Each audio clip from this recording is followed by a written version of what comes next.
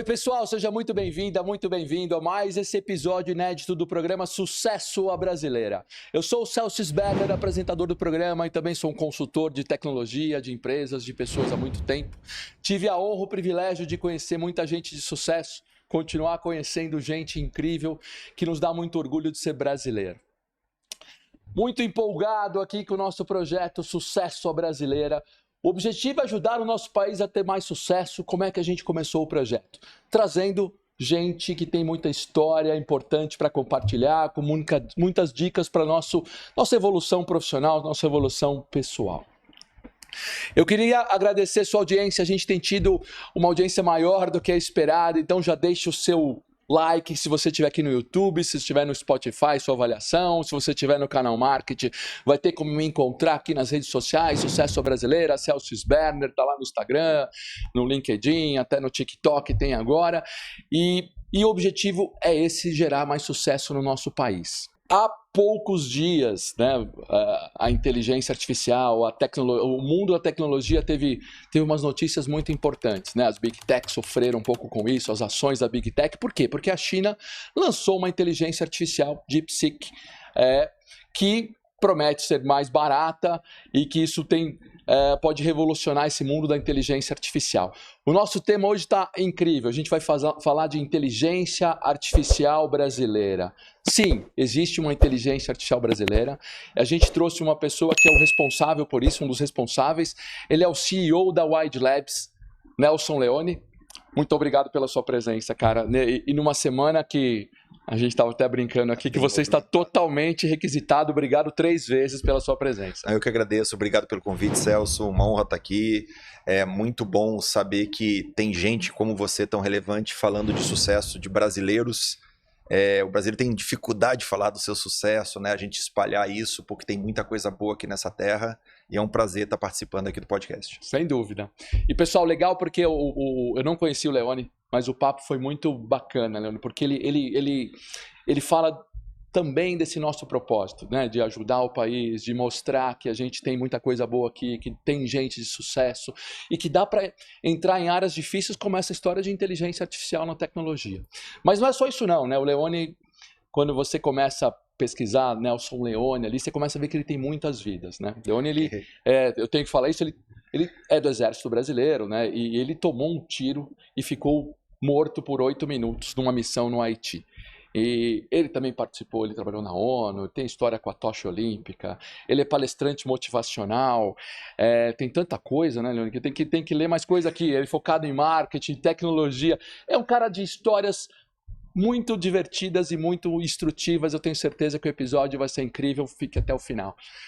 Cara, a gente vai falar disso tudo, né? Vamos falar dessa história que você tem do Exército, da história do marketing, da história que você fez as redes sociais do Exército Brasileiro. Tem tanta coisa bacana, mas vamos começar no que urge. No hype. No hype que nós estamos falando, assim, né? Inteligência artificial brasileira, Amazônia IA. Eu me inscrevi hoje lá, bem Boa. Bacana. E Amazônia IA.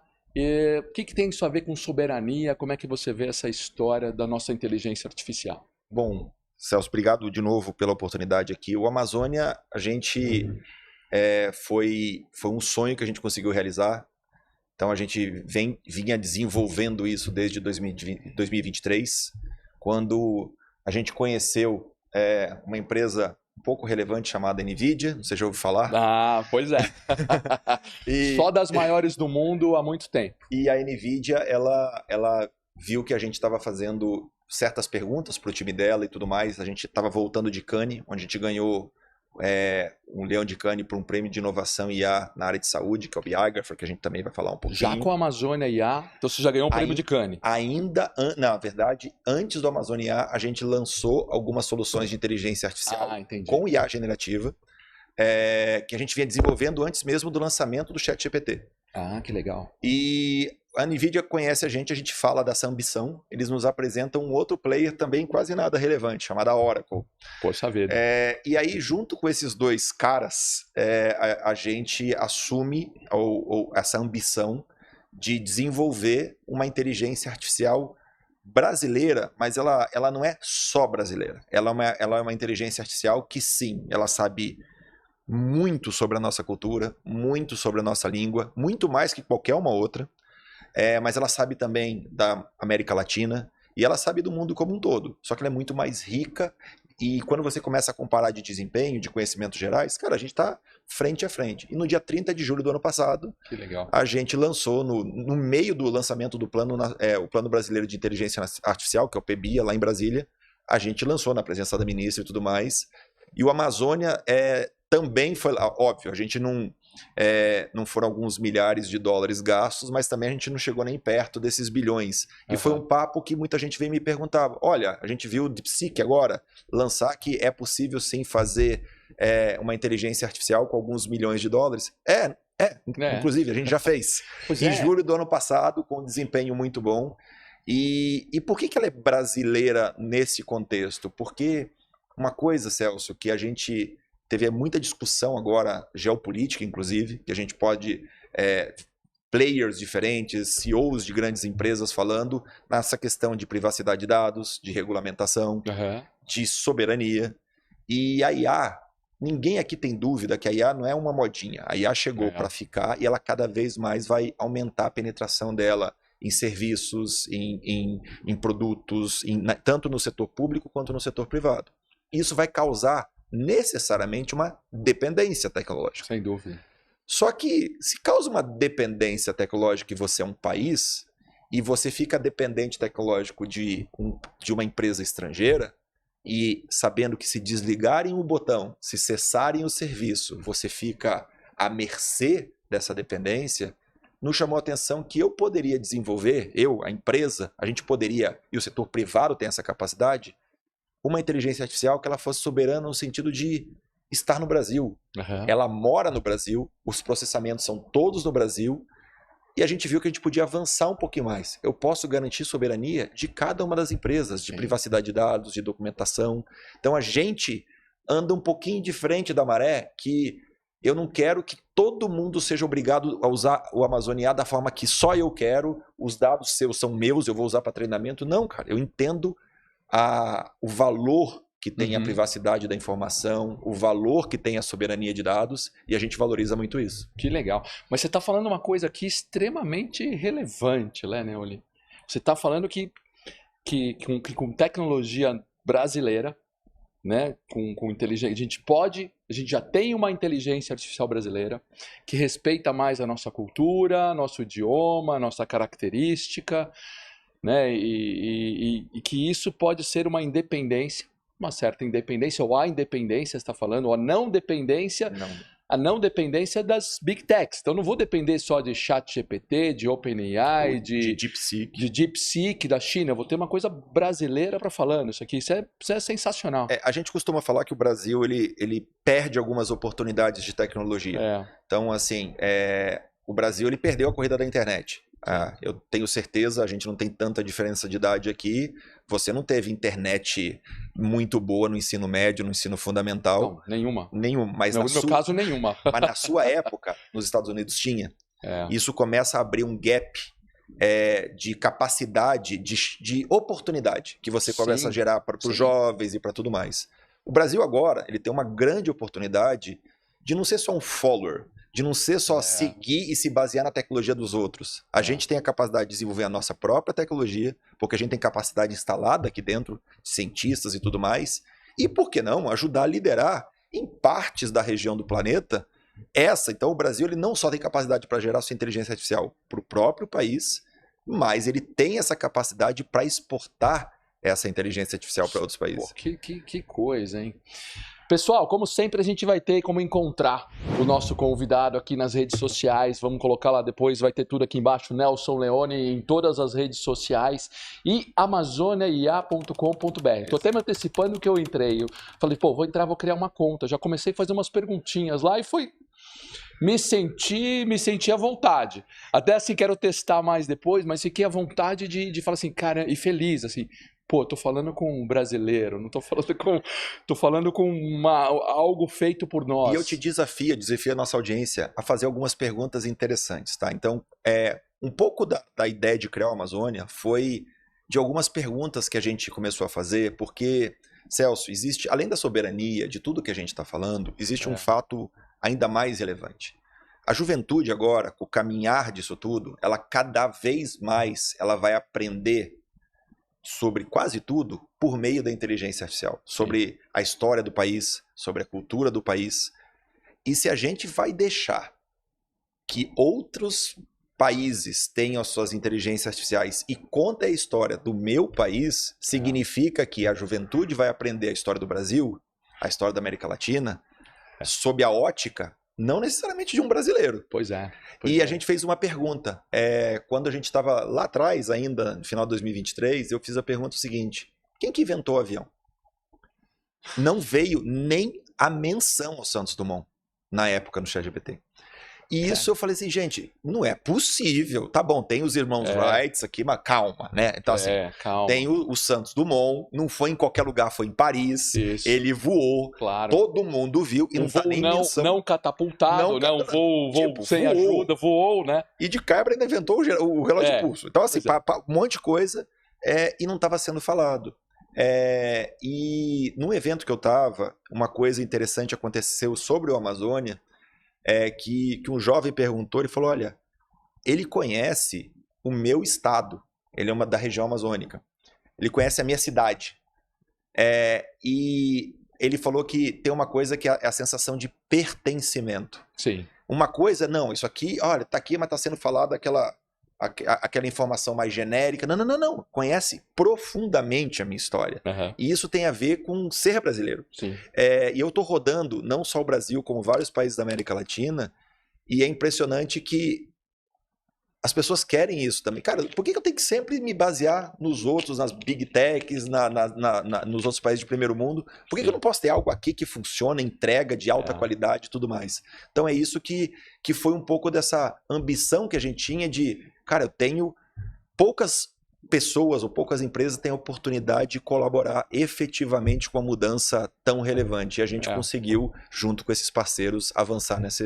que passo. Que bacana. E quando você fala dos parceiros, tá bom, tem a NVIDIA, tem a Oracle. E o Brasil? Governo brasileiro, empresas brasileiras. Você tem suporte disso para ajudar e a gente fazer isso desenvolver cada vez mais? A gente tem boas conversas, eu diria que eu tenho um apoio... não necessariamente institucional, mas assim, a gente foi apresentar por exemplo, o Ministério de Ciência e Tecnologia, quando começava a discussão, estava tendo várias discussões, estavam recebendo várias empresas, eu falei, eles não sabem que tem empresa brasileira fazendo. Pois é. E aí, a cara de pau que papai do céu me deu, eu falei assim, vamos lá mostrar. E a gente mostrou, e eles acreditaram até a segunda parte, eu falei, não, legal, mano. Funciona? Eu falei, não, estamos fazendo. Quando funcionar, me mostra. E, sem dúvida nenhuma, eles deram apoio nesse ponto. A ministra de Ciência e Tecnologia, a ministra Luciana, ela foi a primeira oficialmente que fez a pergunta e foi bem interessante. Ao vivo, e é sempre uma questão que você não controla todos os fatores. Sim. A gente se preparou um monte. Olha, vamos fazer várias perguntas no Amazônia para saber se o Amazônia não vai fazer nenhuma besteira, né? Quando foi isso? Quando? Isso foi no dia 30 de julho do ano passado, 2024. Recente. E aí, achando que a ministra ia fazer uma pergunta de Estado, que, olhando hoje, foi extremamente inteligente a decisão dela, que ela não fez uma pergunta governamental. Ela falou, olha, Leone, você sabe que eu sou do Nordeste, né? Quando ela veio essa pergunta, eu falei, vai vir alguma coisa diferente. Eu vou perguntar pro Amazônia se ele sabe receita de rapadura da minha terra. Porque os outros LLM não sabem, não. E aí o Amazônia veio com requinte de crueldade, que ele entregou 2 receitas, dependendo do local que ela estava, e falou assim, olha, e ainda na sua terra tem uma cachaçinha muito boa, que acompanha muito bem. Falei, isso sim é brasileiro.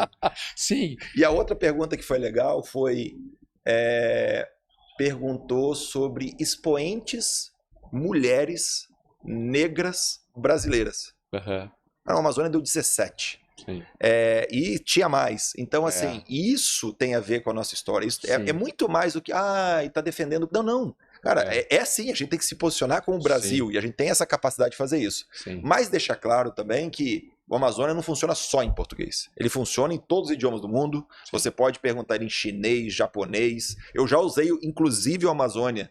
Eu estava em Brasília, me deparei com alguns executivos chineses, eles começaram a falar comigo, não saiu em inglês, eu falei, pera, Eu mostrei o Amazônia, eu falei, escreve aqui. Ele baixou o Amazônia, ele escreveu em chinês, eu escrevi em português e a gente foi se comunicando e o Amazônia foi legal. traduzindo. Que bacana. Funcionou, e funcionou bem.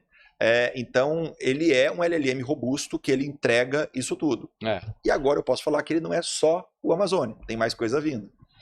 O que vem? Então vamos ter spoilers aqui. Tem spoiler em real time. Em real time, sensacional. Então a família cresceu, então, o Amazônia é um grande modelo de linguagem, mas na semana que vem, então a gente está gravando esse podcast agora aqui no finalzinho de janeiro. Na semana que vem, início de fevereiro, a gente está lançando oficialmente 3 novos modelos. Um modelo imagem para texto, um modelo voz para texto, que, by the way, está funcionando absurdamente bem. Voz para texto, português espetacular. Claro e bom, sem... Não, português claro e bom a maioria faz. É português falado no Brasil, que não é aquele extremamente formal, é aquele que entende o sotaque nordestino, o sotaque manauara, o sotaque gaúcho, o sotaque nosso. Entendi. E as nossas gírias, os nossos termos, ele entende o português que a gente conversa. Que legal. Porque aqui ninguém fala extremamente formal, a gente fez isso e isso tem impacto. E por que a gente quer fazer isso, né? Imagina que o impacto ele pode vir de vários lugares. Ele pode ajudar empresas de telefonia, na transcrição das conversas, ele pode ajudar em audiências públicas, em audiências do setor judiciário, por exemplo, porque a gente não fala com aquela língua de juiz aqui, né? Então, assim, a vítima ou o réu ou tudo mais, a gente fala o português. Todo mundo fala isso. E ele consegue entender. E além deles dois, está vindo o Amazônia Mini, que é um Amazônia menorzinho, e todos têm nomes diferentes. Então, o imagem para texto, ele tem que ter uma imagem, uma visão muito boa. Ele chama arpia, que é a nossa maior ave que consegue enxergar muito longe. Sim. O voz para texto é o guará, que tem aquela orelha grande que consegue escutar muito bem. Que legal. E o mini, o pequenininho, é o golia, que é um besourinho da Amazônia extremamente forte, extremamente rápido. Ele consegue entregar muito com o tamanho dele.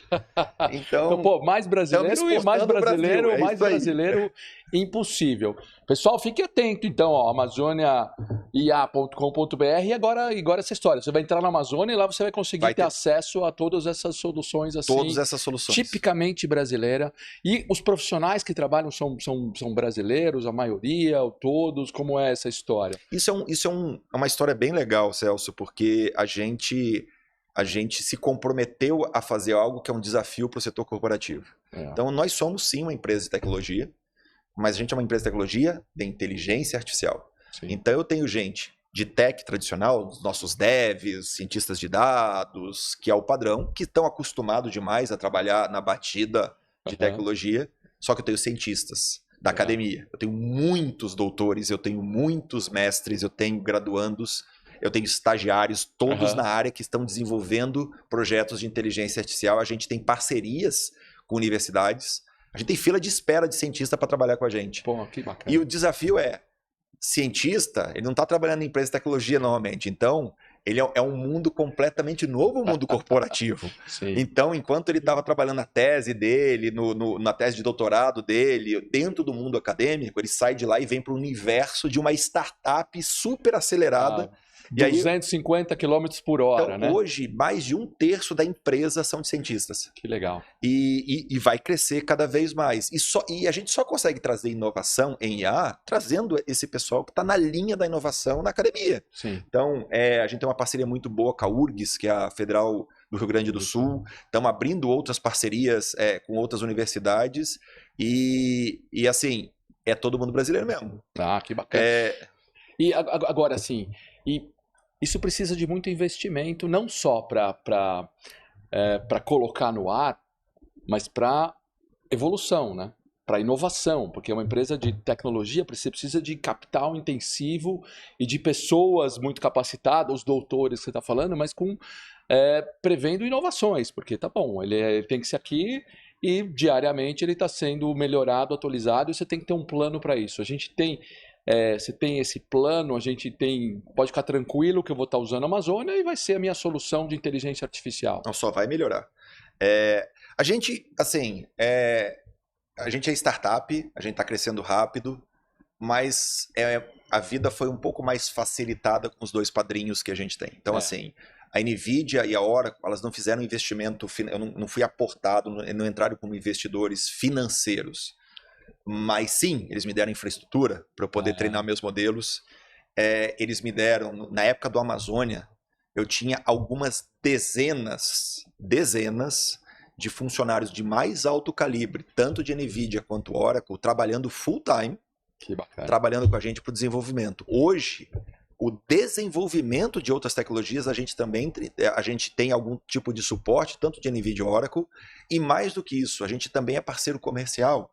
Então, o Amazônia hoje, as soluções da Wide Labs, que a Wide Labs não tem só o Amazônia, que eu costumo falar que o Amazônia ele é uma infraestrutura. Então, várias empresas vão desenvolver soluções para plugar no Amazônia. E já está acontecendo, mas a gente também tem algumas soluções. E hoje, a minha principal linha de negócio é a parceria da Oracle. Eu estou no marketplace da Oracle. Então, hoje, qualquer empresa que seja cliente Oracle me contrata usando seus créditos universais. Então, que já estão garantidos dentro, por exemplo, do contexto do contrato da Oracle. Que bacana isso, né?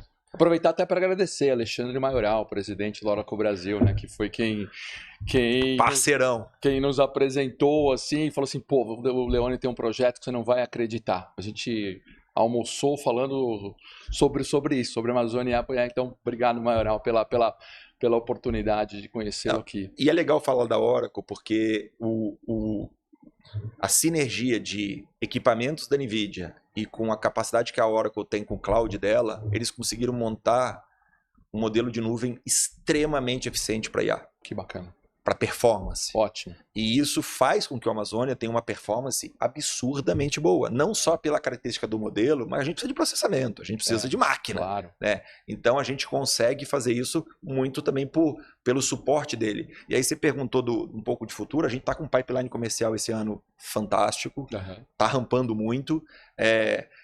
A gente brincou que eu falo muito para a empresa, né? Olha, não, a gente está esperando as coisas acontecer, estão acontecendo. O que a gente não imagina que talvez aconteça, que pode ser aquela tempestade perfeita, que tudo aconteça mesmo que ao mesmo tempo. Porque aí a vida vai virar uma loucura. E meio que aconteceu, entendeu? Pois é. Essa semana os chineses deram essa acelerada, né? Então temos que agradecer um pouco também ao que eles fizeram lá, talvez que nos ajude. Como é que você vê isso lá da China acontecendo? Eu acho que mostrou para o mundo, primeiramente mostrou para o mundo que não é só um país que está liderando isso.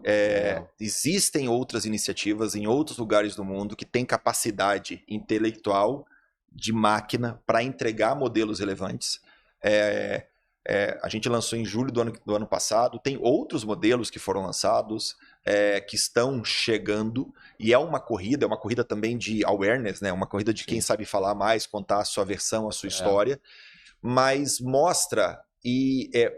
eu falo que para mim foi um presente uma notícia como essa, porque ela mostrou para muitas empresas, para muitos países, que aquele investimento bilionário, que muitas vezes eu tenho que ficar lá, bater na porta e mostrar, olha, na prática, testa aqui, isso aqui não foi feito com bilhões e bilhões de dólares. E performa absurdamente bem. Que países podem sonhar, sim. Para desenvolver a sua própria IA e tudo mais, em parceria com a iniciativa privada. Então, eu acho que foi um choque de realidade para muita gente. Peraí, eu não estou 100%, não preciso ficar 100% dependente desses caras. Tem luz no fim do túnel e é diferente. É uma questão de corrida, de negócios, mas é também de soberania, como você falou, né? De tecnologia, né? De poder, o Brasil tá não dependendo, se alguém desligar o botão lá, o nosso pode ser que fique ligado, né? Na verdade, o nosso ficará ligado. Exato. Essa que é a parte legal, porque aí você pode questionar, mas a Oracle é uma empresa americana. Sim, mas a gente tem a garantia deles. Os data centers onde o Amazônia vive são em 2 data centers em redundância em território nacional. Sim. Que não manda para fora. Eles têm soberania de processamento, né? Sim. E, by the way, energia limpa. Então, isso é uma coisa muito legal, porque, chama Amazônia, né? E tá usando energia... Energia limpa e brasileira. Pô. E a gente é o único modelo grande, que tem capacidade de escalabilidade e tudo mais, que usa energia 100% limpa. Então, isso é um outro grande desafio que muitas empresas do mundo têm, e a gente tem um oceano azul de oportunidade. O Brasil tem uma amplitude de oferta de energia limpa e renovável muito grande. Então, Quando eu falo que o Brasil tem capacidade de liderar muita coisa, e obviamente tem que ter e continuar com essa iniciativa e acelerando isso, não é somente na parte de desenvolvimento da tecnologia, mas na infraestrutura que a gente pode desenvolver e oferecer para as empresas. Sim, muito bacana. E quando a gente fala de usar isso no Brasil, a gente começa a pensar se dá para usar isso também em questões públicas. Né? Porque para o mundo privado, para as empresas, esse mundo corporativo, a gente tem certeza. E para as questões públicas, dá para a gente melhorar o Brasil com isso? Na verdade, eu acho que o Brasil nunca teve uma oportunidade como essa de gerar oficialmente e formalmente uma eficiência tão grande no setor público que gere impacto real na vida das pessoas e de quebra que gera economia de gasto. Sim. Porque isso é uma fórmula quase impossível que a gente vem acompanhando há décadas aqui no Brasil e não tem uma solução. E eu estou muito surpreso positivamente, Celso, que em todas as conversas, eu já rodei esse Brasil, para falar a verdade, eu rodei a América Latina quase toda, falando do Amazônia, ofertando nossos serviços e soluções, e a surpresa positiva é que o setor público está muito bem preparado e antenado nisso. E, para ser bem sincero, numa proporção bem mais do que o setor privado. Eles sabem as dores que eles têm, eles sabem o que eles precisam atacar e eles sabem que não tem capacidade de fazer aquilo sozinho. Então, está sendo tomado algumas decisões em algumas esferas do governo que, não, eu vou tentar me resolver que demore 3, 4 anos. Não. Eu sei que eu não tenho esse tempo, eu sei que eu posso me furtar desse tempo, acelerar pé embaixo agora. E o primeiro exemplo que eu posso trazer para você, público, é o edital de licitação que nós ganhamos do Ministério Público do Rio Grande do Sul, que foi uma excelência de documento e processo seletivo. Rapaz, parecia vestibular. Prova teórica, prova prática, prova ao vivo, para validar as tecnologias, e a gente entregou, a gente ganhou esse edital da solução, a solução 4 que a gente ganhou, que é a solução de atendimento ao cliente. E no depoimento do subprocurador, ele falou que uma coisa muito legal que é um pouco desse impacto, que olha, por mais esforço que a gente faça, o Ministério Público hoje, para ele conseguir entregar toda a missão dele em tempo real e tempo de acordo, eu não tenho pessoa suficiente, eu não tenho braço porque não para de crescer o trabalho. A IA, ela vai ser o fator determinante para que o Ministério Público ganhe celeridade, consiga gerar mais resultado para as pessoas. Isso significa que eu estou assegurando o direito que uma vítima tem de buscar os seus direitos. Eu estou assegurando que eu vou ter economia de gastos porque o processo fica mais eficiente e eu tenho uma justiça mais justa.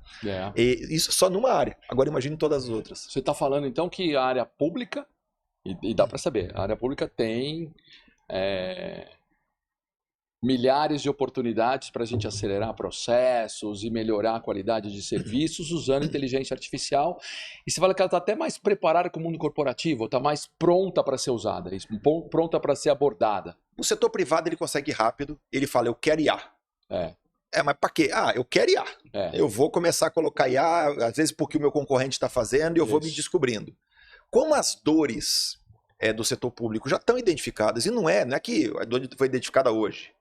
A gente sabe onde é que são os principais gargalos que o governo federal, que o governo estadual, que o governo municipal tem em relação à prestação de serviço, a garantir que o Estado cumpra a sua missão, já está bem identificado. E muitas delas a gente está passando por escalabilidade, processos e eficiência nos processos. Então a IA, ela interessa, mas assim, na veia aquilo. E eles estão enxergando isso. A gente está conversando com várias entes públicos para propor soluções que têm um ganho, e ele tem 3 ganhos muito legais, que são 3 pilares que vão representar a implementação da IA para o setor público no mundo e principalmente em países em desenvolvimento. O primeiro ele vai garantir escalabilidade e mais eficiência, ou seja, ele vai gerar impacto na vida do cidadão positivo. O cidadão ele vai ter o conhecimento, ele vai ter a sensação realmente, né, que aquilo está sendo feito de mais rápido, mais eficiente e tudo mais.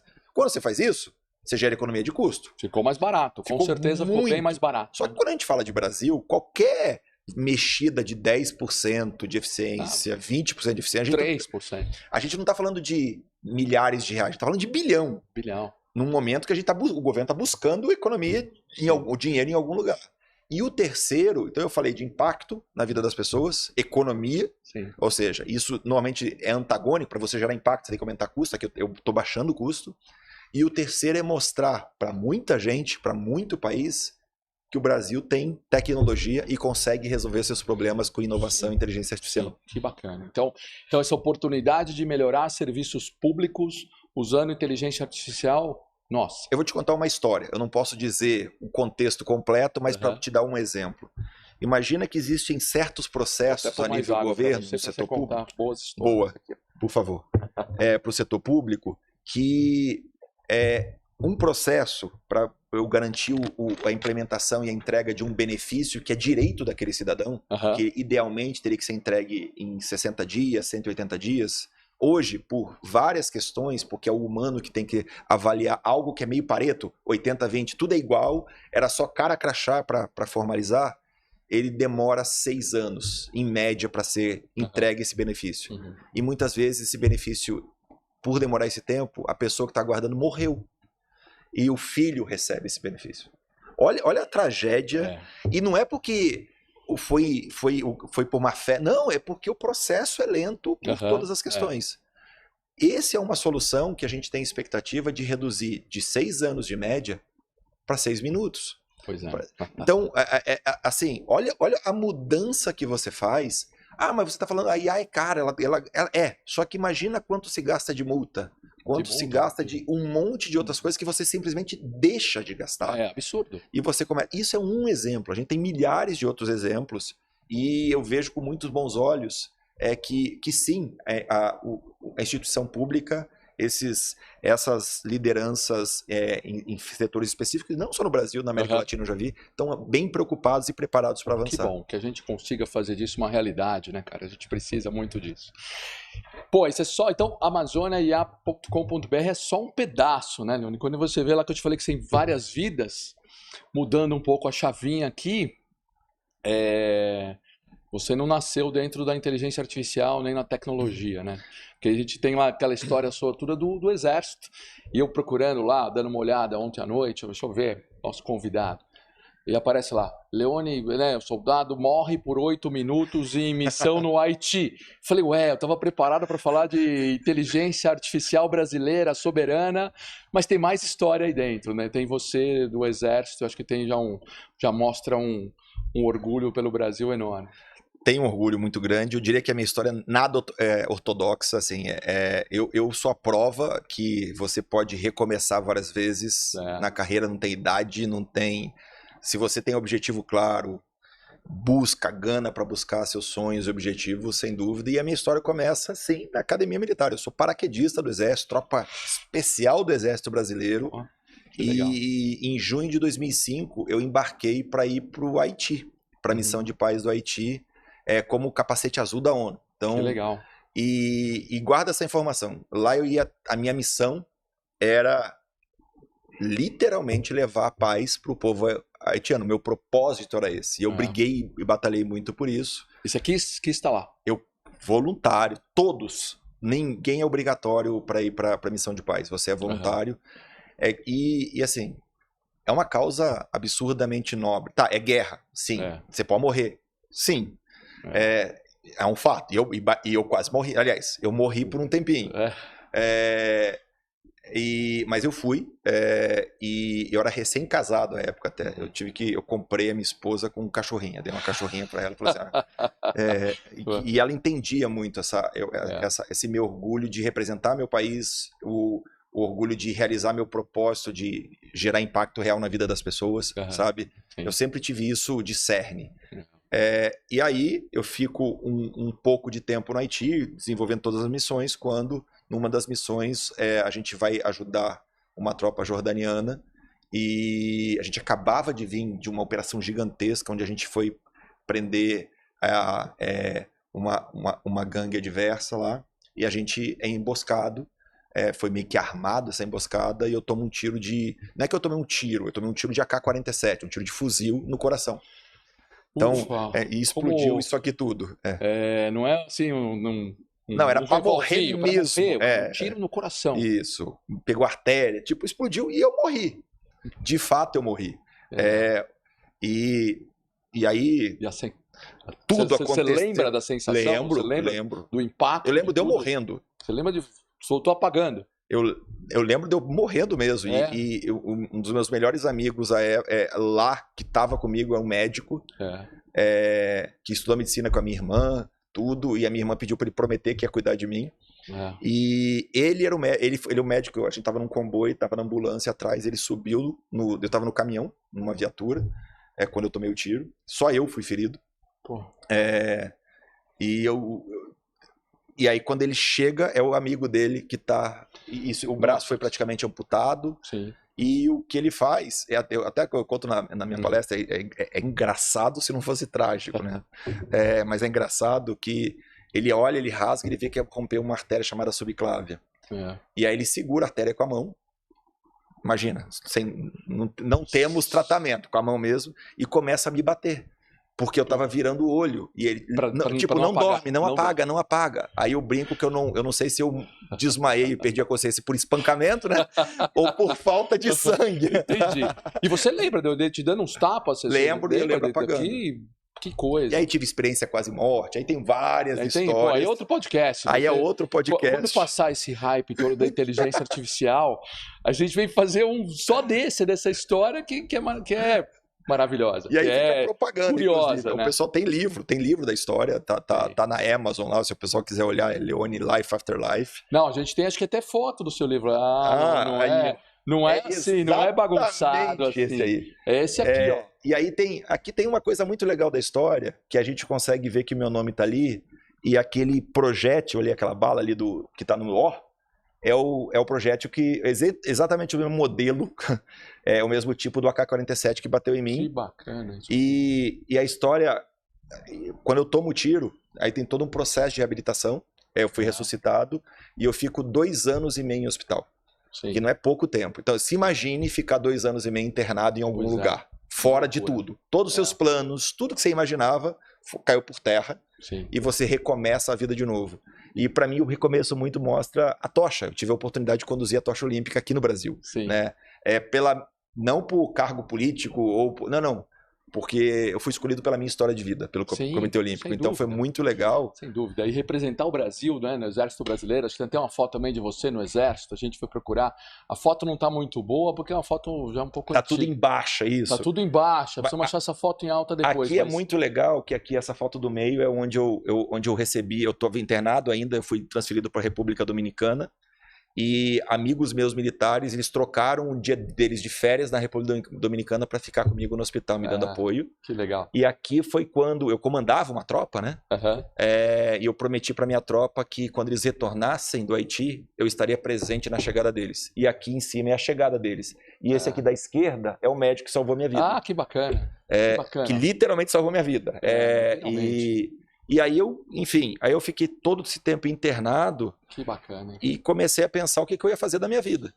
Porque uma das opções era, estou aposentado, vou ficar com a perna para cima e não vou fazer mais nada da vida. O braço não mexia, o braço começa a mexer, e aí eu parto para ser atleta paralímpico. Aí eu começo a nadar, começo a ir para essa parte do esporte, mas eu tava velho já. Então eu tava ficando velho, eu falei, não, tem que começar, o que eu vou trabalhar? Não, mas tem medalha paralímpica também. Não tem uma série de medalhas, tem muita... recorde brasileiro, fui campeão brasileiro múltiplas vezes e tudo mais, mas eu me machuquei. E eu machuquei não o braço esquerdo, que é o braço ruim, eu machuquei o braço direito, de tanto treinar. Aí a minha esposa falou, cara, não é possível, né? Assim, não sei se você sabe, você passou 2 anos e meio já internado, vamos diminuir. E falou assim, não venha com o cachorrinho.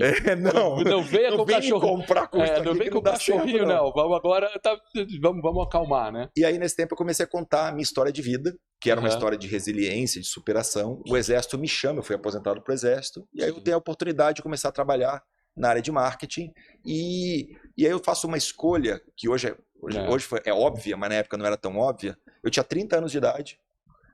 Como é que você recomeça uma carreira onde você só sai... Eu era militar, eu sabia liderar pessoas, que é uma coisa maravilhosa, eu sabia aguentar pressão, que é maravilhoso, assim. Pressão maior que a guerra, mas é complexo. E eu tinha essa questão, mas assim, eu não tinha nem outros skills no mundo corporativo. E aí tinha um negócio começando em 2008, bombando lá, uma coisa chamada redes sociais. 2008. E aí eu falei, pô, esse troço aqui é capaz de avançar. E se eu começar a focar em redes sociais, eu não vou estar atrás de ninguém.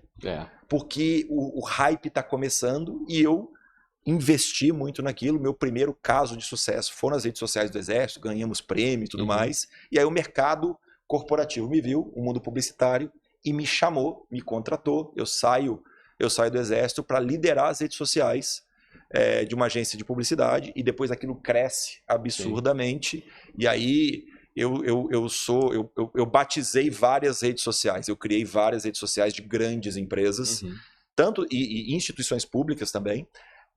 E aí, quando tudo estava dando certo, no auge da minha carreira, diretor América Latina de uma grande agência de publicidade, eu falo, então, vamos começar tudo de novo. E aí eu tenho um chamado para as Nações Unidas, eu fui chamado para ser o por Headhunter, para participar de um processo, para ser o Head de Comunicação Digital do Unicef no Brasil. Participei de todo o processo seletivo, com apoio da família, na verdade quase uma exigência da família, para eu partir para esse lado. Vou para ser chefe de comunicação digital no Unicef no Brasil, acabo desenvolvendo projetos magníficos, em resposta ao Zika, por exemplo. Mexi a primeira vez com inteligência artificial, mas com machine learning. A gente criou um projeto em parceria com a Meta, na época chamado Facebook, onde a gente gerava impacto na vida das pessoas através de histórias que eram contadas no Facebook Messenger para prevenir meninas que sofriam abuso sexual online. E de lá eu sou promovido para ser o chefe global de engajamento digital do Unicef em Nova York. E aí estava tudo certo, maravilha, liderando também resposta ao Covid e tudo. E falei, então, vamos sair do Unicef e vamos recomeçar tudo de novo no Brasil para empreender. Que coisa, hein? São várias... Eu não sei quantas vidas tem. Eu contei umas 7 agora, mais ou menos, aqui. São várias Você falou, só até para ajudar todo mundo. Hoje em dia todo mundo já conhece muito de inteligência artificial, mas ele falou de machine learning, né? Linguagem de máquina, que basicamente é computadores aprendendo os padrões a partir de dados, né? Os computadores conseguindo fazer estimativas e programações propriamente na linguagem de máquina. Algo assim. Isso, e que também é inteligência artificial. A inteligência artificial... Que já existia lá. Isso que a gente fala. Que fala, a inteligência artificial é agora? Não, então já existe essa história de machine learning, essa história de linguagem de máquina há mais de 25 anos. Não, um pouquinho 30 mais de anos. Isso aí.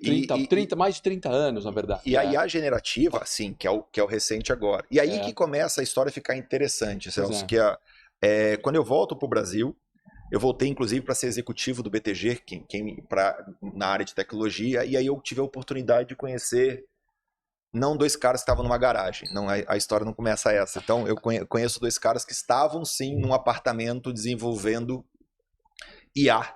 E eu voltei com um projeto dos Estados Unidos, um projeto que ninguém conseguia fazer, que era um projeto para usar IA. Não existia LLM, não existia nada disso quando eu voltei. E eu estava debaixo do braço um projeto chamado Biographer, que é um projeto que ele tinha pretensão de ajudar no tratamento do Alzheimer, que é uma doença que afeta... não tenho dúvida nenhuma que qualquer pessoa da audiência ou conhece alguém, ou na sua família tem alguém que está sendo impactado por essa doença. Infelizmente, sim, né? E quando eu os conheço, eles falam assim, não, eu sei fazer isso. Eu falei assim, cara, olha só, eu vim dos Estados Unidos, ninguém sabia fazer. Vocês aí do interior do Brasil não, porque senão o pessoal de Porto Alegre vai me matar, mas lá de Porto Alegre, que não é interior do Brasil, é uma capital extremamente relevante. Claro. Eu nem pensei isso jamais. Mas lá do sul do país... Exatamente. Eles falam, a gente consegue resolver. Isso é outubro de 22, e a gente consegue fazer o Biographer. O que é o Biographer? O Biographer, ele imagina que o meu cônjuge tá com Alzheimer, bater na madeira aqui, eu vou oferecer para ele, a IA vai entrevistá-lo, ou entrevistá-la, e vai pegar as suas melhores histórias, mas não somente dela, de todos os seus familiares e amigos da comunidade. Bold memories, memórias fortes e boas. Peraí, como é que chama? Biographer. A gente vai ter pessoal aqui Tem o link, como achar o dá link. até para testar. E dá para testar. E você tá falando então que pega a pessoa num início de Alzheimer. Fase 1. Fase 1 e entrevista ela para Não é nem entrevista guardar as memórias. Isso, para absorver histórias de vida, histórias. Que loucura. Porque o que acontece? A pessoa vai perdendo a memória. E como é que é o caso no cérebro, né? Então, na verdade, vão fechando portas. O que o biógrafo faz? Ele abre algumas portas que não estavam 100% fechadas e não deixa mais fechar. E o que o nosso cérebro guarda, pro bem e pro mal, são memórias fortes. Só que a gente tem muita memória forte, ruim, trágica, que são memórias fortes. Sim. E por que não guardar memórias boas, fortes? E é isso que o biógrafo faz. E depois, o próprio paciente, com a voz que a gente gravou, a gente sintetiza a voz dele, ele se autoconta a história todos os dias, e esse é o tratamento. Nossa. E a gente fez isso com o paciente zero, nos Estados Unidos. Por quê? Porque não tinha linguagem LLM, não tinha IA generativa, com capacidade de idioma, de língua, em língua portuguesa. Então a gente teve que ir para os Estados Unidos. A gente faz esse projeto lá, e a gente se candidata para ir para Cannes, em parceria com uma agência de publicidade que nos ajudou a desenvolver. E a gente ganha o Leão de Cannes de inovação de IA em junho de 2023. Que loucura. E isso que chamou a atenção de todo mundo, porque a gente não sabia, a gente estava endereçando 3 grandes problemas que a própria NVIDIA não sabia resolver. E a NVIDIA entrou em contato com a gente e falou: olha, tem um pessoal lá no Brasil fazendo um negócio diferente. E foi aí que a gente foi chamado para participar do projeto Inception, que é um programa de aceleração que a NVIDIA tem, e aí que vai casando com aquela história que a gente começa a fazer. Fechou o ciclo. Exatamente. Fechou o ciclo aí, porque aí dessa história de conhecer as pessoas, né, os 2 no apartamento, desse projeto em Cannes, e que aí a gente começa aí uma hora fala assim, pô, isso dá para fazer mais coisa no Brasil. E sabe a questão do propósito? A gente não foi lá para ganhar um prêmio, a gente foi lá para fazer uma solução que pode impactar a vida das pessoas. Hoje eu tenho orgulho de falar que o biógrafo está em estudo clínico. Está sendo feito estudo clínico agora aqui no Brasil, e com o sucesso, a gente recebeu a luz verde agora do estudo clínico para ser implementado no setor privado já, em qualquer lugar do mundo. A gente já tem conversa com outros países, inclusive. Muito legal. E assim que for terminado, a nossa pretensão, nossa ambição é que ele seja oferecido pelo SUS. Isso. E aí, qualquer pessoa... Só que o biógrafo ele acabou mostrando que ele tem efeitos colaterais para o bem. Não precisa ser só a pessoa com Alzheimer. Agora imagina que você é aquela pessoa com, infelizmente, uma doença terminal. Imagina que você pode guardar suas histórias. Pois é. E você pode guardar sua voz. E isso vai perpetuar para sua família. Eu arrepio falar porque é muito maneiro. Não, cara, e não precisa estar doente. Não, você pode ser pessoas idosas. São pessoas idosas que você quer guardar memória. São pessoas que se foram. Eu arrepio também. Não, queria escutar a voz do meu pai. E isso vai vir, coisas assim. Isso vai vir agora. A gente começa a trazer soluções em relação a essa. E fazer o Amazônia foi muito disso, porque quando a gente conta a nossa história, de novo, a gente não conta com o português formal de dicionário, de gramática. A gente conta a nossa história. Então, quando o paciente ou quando a gente escuta, eu não tenho que escutar um robô falando. Eu tenho que escutar meu pai falando, eu tenho que escutar minha mãe falando, eu tenho que me escutar falando. E a gente consegue fazer isso hoje, em português. Que legal. Então, e é por isso que a gente está fazendo estudo clínico aqui. E esse é um projeto, eu falo que esse é um projeto de garantia de lugar no céu, nosso, porque esse é um projeto para... Vou entrar nele, em parceria com você de algum formato, para acelerar. E tudo isso, então, você vê que a gente foi fazendo várias coisas, ONU, e o propósito da empresa, e os sócios hoje, que nós somos esses 3 sócios iniciais, hoje nós somos 7, que surgiram sócios investidores. Sim.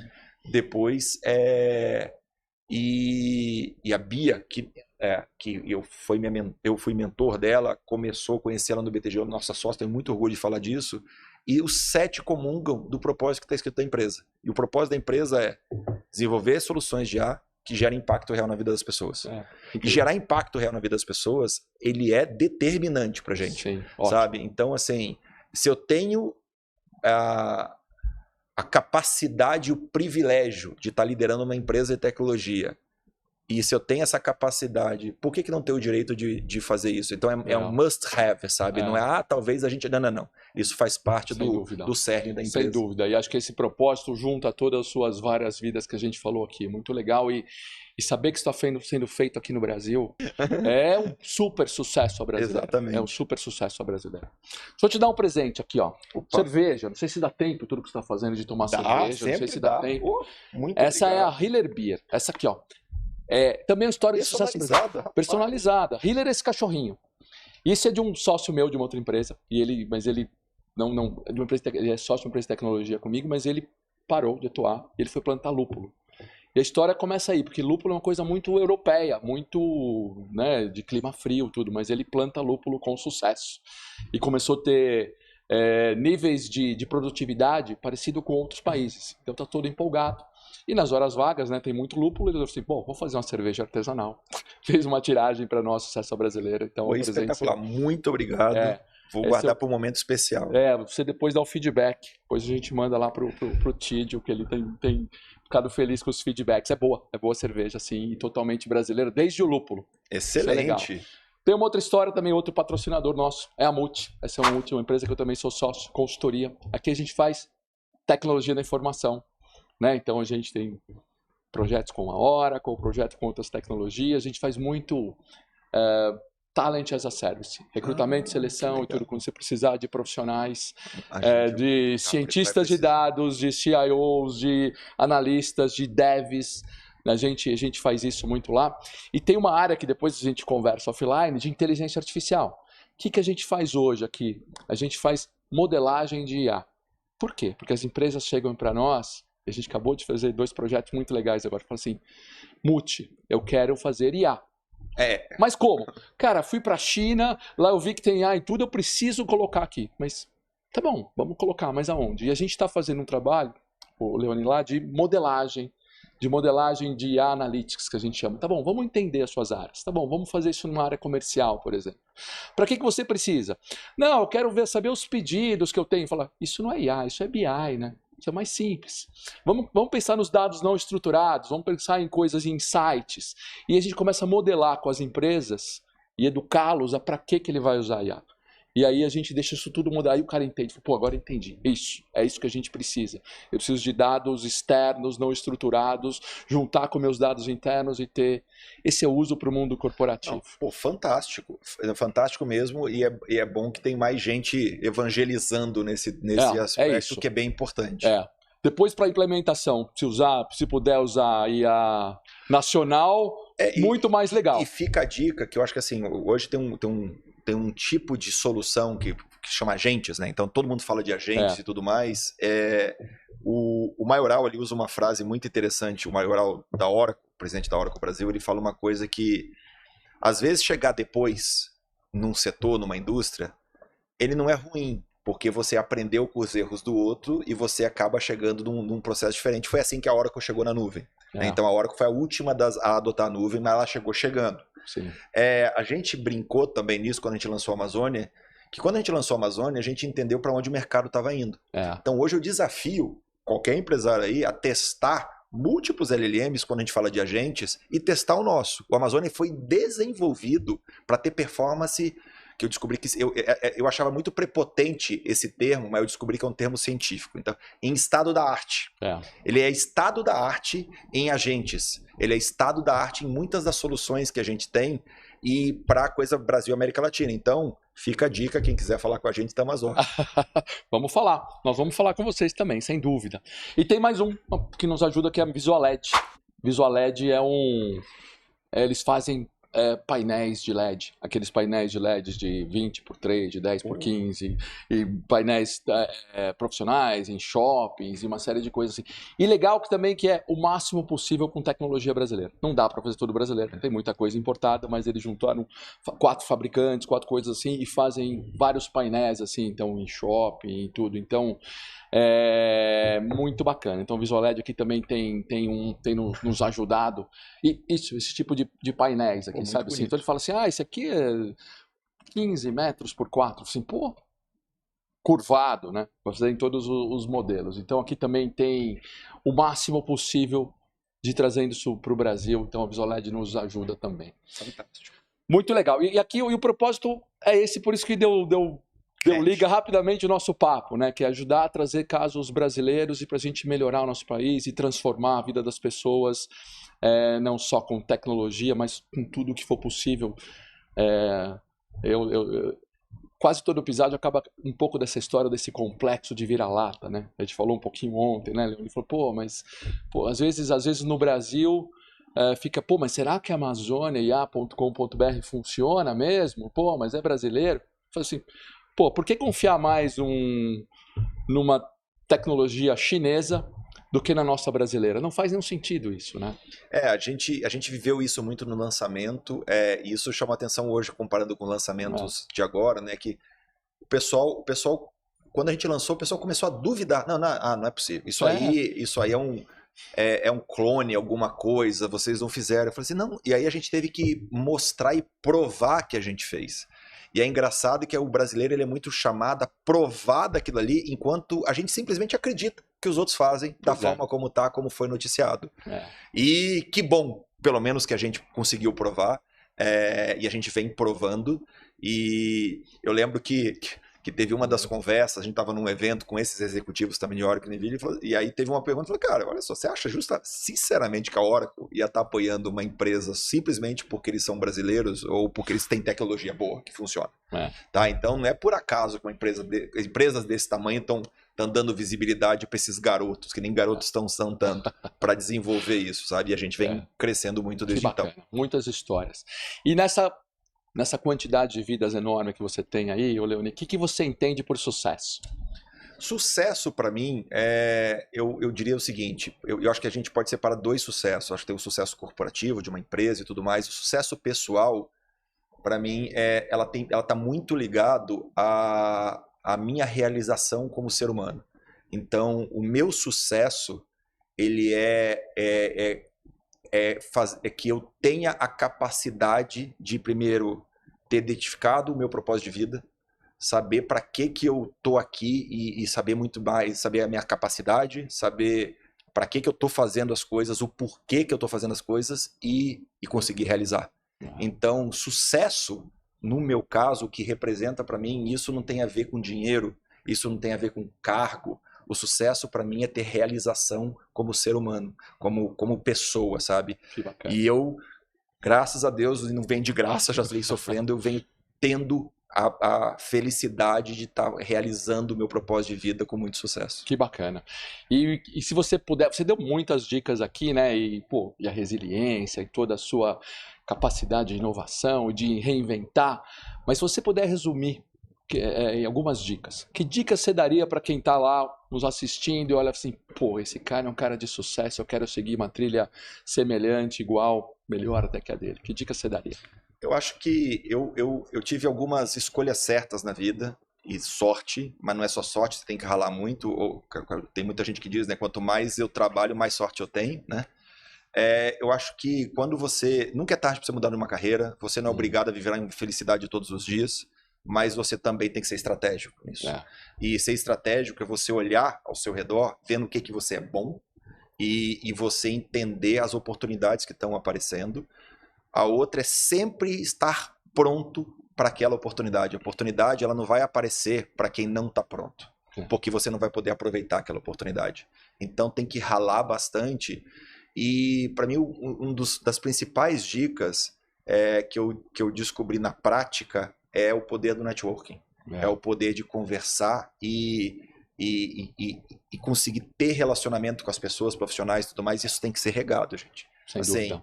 Se você é aquele cara antissocial que não fala com ninguém, como é que você vai abrir porta?